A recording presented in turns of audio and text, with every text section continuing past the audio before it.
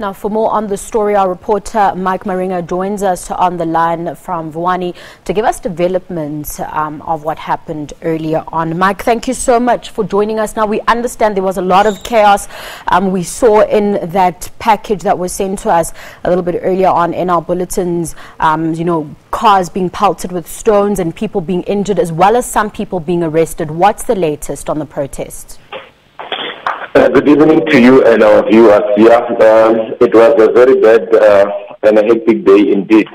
When we left Vuwani, police were coming in numbers. They were changing the shift because you'll remember that the morning shift was there as early as 6 o'clock to ensure that the arrival of President Zuma and other dignitaries was safe.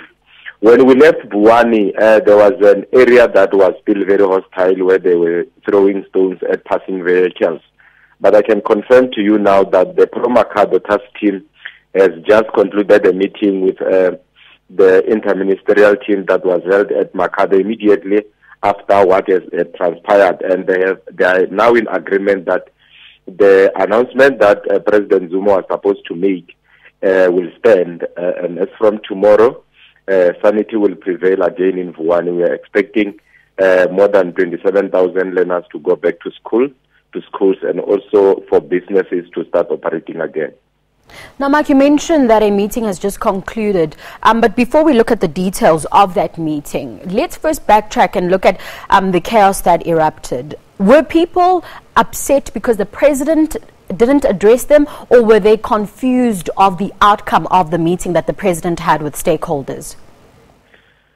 They were concerned that the president did not make it because they have been there since 8 o'clock waiting for him.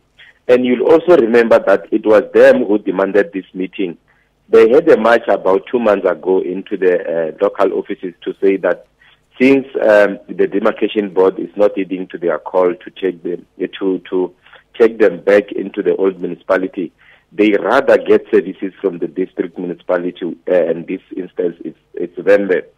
That is the very same message that senior traditional leaders and the Vavenda King took to the president at Mahamba last week, and there was a consensus that to solve this impasse for now so that kids can go back to school, they will agree to that. They will place Vuwani and other areas that are not keen to go into the new municipality under the administration of Vembe. So the no-show by the president was really a serious setback to everything that was done since last year, since the interministerial committee was installed to deal with the Vuwani issue. If the president had arrived and announced it himself, I don't think we could have seen the level of violence that we have seen this afternoon. Mike, let's look at this concession that was made. We understand that the Vuwani residents will be getting services from the Bembe district. Now, what happens in the interim? We know that service delivery will resume, children will go back to school tomorrow, but what exactly is going to happen to make sure that this dispute is resolved? Look, it will take about 5 years to resolve this matter, and it's only the municipal demarcation board that can pronounce on the matter, because they have made it very clear in the beginning of this year that they are not going to entertain any submission from Vuwani. The decision that they have made to put Vuwani, those 8 wards, into the new entity, it's final.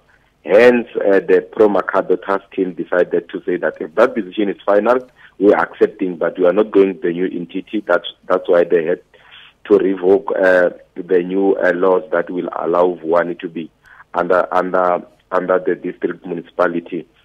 So as for the way forward, the people themselves on the ground have accepted, because it will look like the only thing that they did not want to see or hear is them being in the new municipality. But if it's either Makhado or Vembe, they will agree, and it will be business as usual.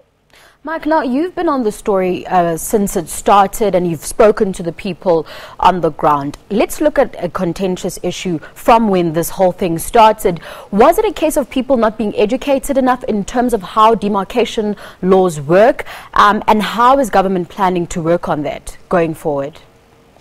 You are correct, because you see what people are uttering on the ground and what their leaders are saying are two different things. Leaders are saying that they were never consulted when the decision to move them from their old municipalities into the new municipality was taken. But if you hear people on the ground, they are uttering tribal connotations to say that we can't be mixed with Tsonga-speaking people, and that's the same people that we had in Malamulele the other time when they were saying that they can't be led by Venda-speaking people. So there was an element of tribalism that we picked up from the two areas, starting from Malamulele and currently Vuwani. There is a need for an education of thought, because people don't understand what is at stake. Because if ever a consultation was an issue, some of these utterances that we are getting on the ground were not supposed to have been made or still going forward. We had a lot of such today when the leaders of Promakado as well were addressing. There are still some tribal connotations within some of them. But having said that, they indicated that is not an issue. The issue is what they have submitted to the interministerial task team to say they were never consulted, so they cannot move into the municipality that they did not demand, and a consultation would have made it clear that they don't want to belong into this municipality. But the ministers are on the ground. They have been trying their level best to talk to the leaders, to talk to the masses alike. Unfortunately, when they wanted to do that last year, just before the local government elections, people decided to stay at home and they had no one to talk to. So maybe going forward, when they are placed under Vembe, and when the consultation start again for the redetermination of boundaries, maybe we could see Vuwani people coming in numbers to participate in all the activities that will be happening just before the boundaries are redetermined again. And maybe that is when they can have their input made and then taken back to the municipality where they want to belong. Mark, we'll have to leave it there. Thank you so much for that update. That was SABC reporter Mike Maringa joining us on the line from Vuwani. We'll have more news for you.